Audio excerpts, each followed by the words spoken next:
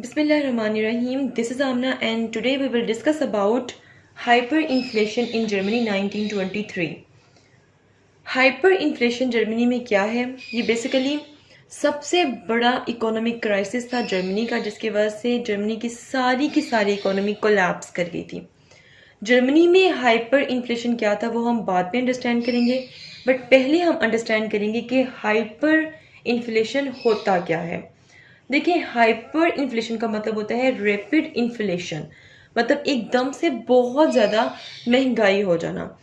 जब hyper inflation किसी मुल्क में होता है तो उनकी जो प्रोडक्ट्स होती हैं उनकी वैल्यू इंक्रीज कर जाती है, बट उनकी जो करेंसी होती है, करेंसी की वैल्यू कम हो जाती है। Product value increase but currency value decrease.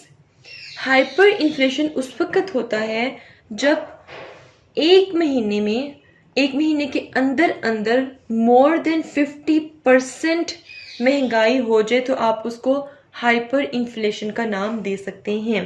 Hyper inflation की डेफिनेशन क्या होगी? Rapid, excessive and out of control general price increase in an economy, मतलब इतनी ज़्यादा महंगाई हो जाना जो कि आप आउट ऑफ कंट्रोल उसको कंसीडर करो और वो आपकी इकोनॉमी में बर्डन होगी। ठीक है, फर्ज करो कि एक महीने में आप एक पेन लेने गए और वो आप 5 रुपए का पेन लेकर आ गए हो। ठीक है, फिर उसी मंथ में 10 से 20 दिन या एक महीने बाद या उसी मंथ के एंड पर आप वही पेन लेने जाते हो और वो 50 रुपए का आप लेके आते हो।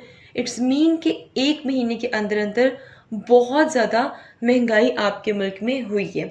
अब हाइपर इन्फ्लेशन के कॉजेज़ क्या हैं? हाइपर इन्फ्लेशन का सबसे बड़ा कॉज ये है कि आप मनी को प्रिंट करते हो। अब एक क्वेश्चन जो सबके दिमागों में आता होगा वो ये है कि आप पैसे के लिए इतनी स्ट्रगल करते हो, आपके पास पैसे बनाने वाली मशीन है, तो क्यों नहीं आप उसको यूज़ करके पैसे प्रिंट कर लो। बट ये इतना आसान नहीं है, इसके बहुत से बैड इम्पैक्ट्स हैं। क्या क्या इसके इफ़ेक्ट्स हैं? मनी प्रिंटिंग के क्या क्या इफ़ेक्ट्स हैं? सबसे पहला इफ़ेक्ट इसका ये होता है कि पैसा इतना ज़्यादा हो जाएगा कि आपके मुल्क में जो प्रोडक्ट्स होंगी, ठीक है, उनकी वैल्यू एक्सीड कर जाएंगी, इंक्रीज़ हो जाएंगी। मतलब आपके मुल्क में जो प्रोडक्ट्स होंगी उनकी वैल्यू इतनी ज़्यादा हो जाएगी कि आपको एक चीज़ लेके जाने के लिए कोई 2-2, 3-3 लाख या 1-1 करोड़ लेके जाना पड़ेगा। जैसे कि फ़र्ज़ करो कि आप एक ब्रेड लेने जाते हो तो आप 90-100 की एक ब्रेड ले आते हो। ठीक है, बट जब आपके मुल्क में मनी प्रिंटिंग स्टार्ट हो जाएगी तो उस केस में आपको एक ब्रेड का पीस लेके आने में तकरीबन 1 लाख लेके जाना पड़ेगा। मतलब 1 लाख का सिर्फ एक ब्रेड का पीस। इट्स मीन कि आपकी जो करेंसी है वो डिवैल्यू हो गई है, ठीक है, बट आपके जो प्रोडक्ट्स हैं उनकी प्राइस बहुत ज़्यादा हो गई है कि वो आपकी पहुंच से बाहर हो चुकी है। इसे कहते हैं जी मनी प्रिंटिंग के साइड इफ़ेक्ट्स। ठीक है, मनी प्रिंटिंग के डिसएडवांटेजेस। इसीलिए स्टेट्स जो सी है वो मनी प्रिंटिंग नहीं कर सकती क्योंकि उनको बहुत से नुकसानात को फेस करना पड़ता है।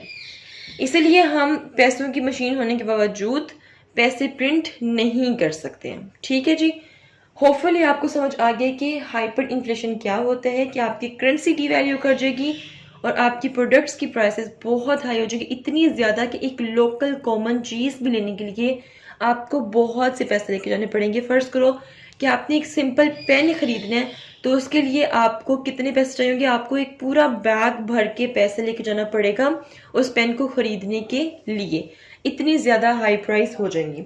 सो होपफुली आपको इन्फ्लेशन की समझ आ गई। अब हम डिस्कस करते हैं कि जर्मनी में 1923 में इन्फ्लेशन जो आई थी वो क्यों आई थी और उसके क्या क्या इफ़ेक्ट्स देखने को मिले वो हम देखते हैं।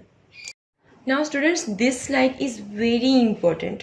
हाइपर इन्फ्लेशन इन जर्मनी, जैसे कि मैं आप लोगों को ऑलरेडी लास्ट वीडियोस में बता चुकी हूँ कि वर्ल्ड वॉर 1 के बाद जर्मनी ने पे करना था रिप्रेशन, हेवी रिप्रेशन जर्मनी ने पे करना था। ठीक है, जर्मनी ऑलरेडी बजट डेफिसिट अपने मुल्क में फेस करा था।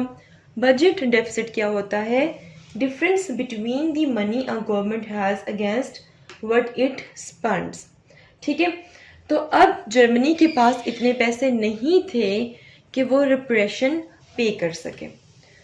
देन 1923 में जर्मनी रिफ्यूज टू पे दिस हेवी रिप्रेशन, या आप कह सकते हो कि जर्मनी ने वर्ल्ड वॉर 1 की जो हैवी फीस थी, जो मैसिव फाइन था, उसको देने से इनकार कर दिया।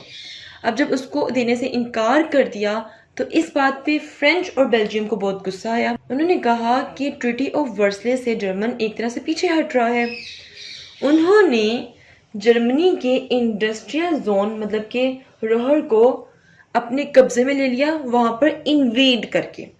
French and Belgium forces invaded the Ruhr Germany's industrial zone. अब जैसे ही जर्मनी का इंडस्ट्रियल जोन फ्रेंच और बेल्जियम के पास चला गया है तो जर्मनी तो डेफिनेटली रिटेलिएट करेगा।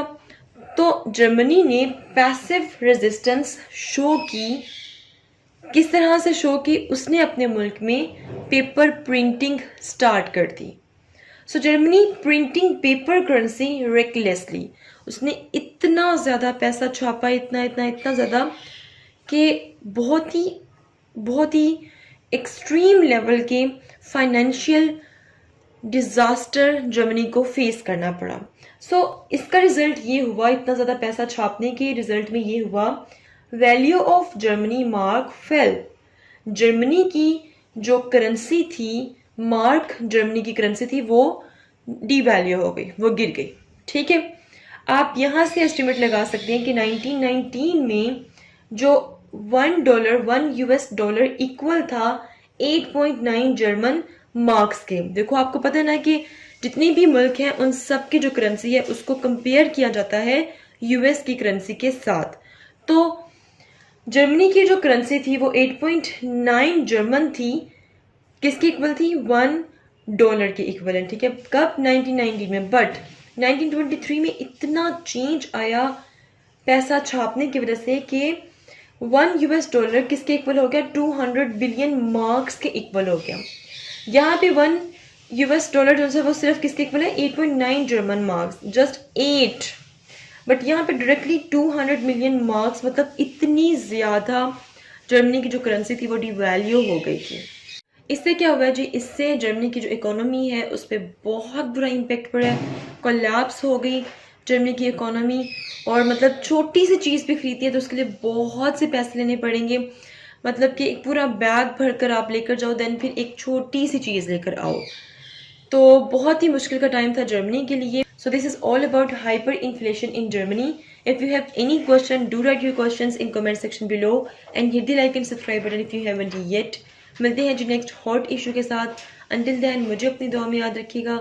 स्टे ट्यून्ड एंड अल्लाह हाफिज़।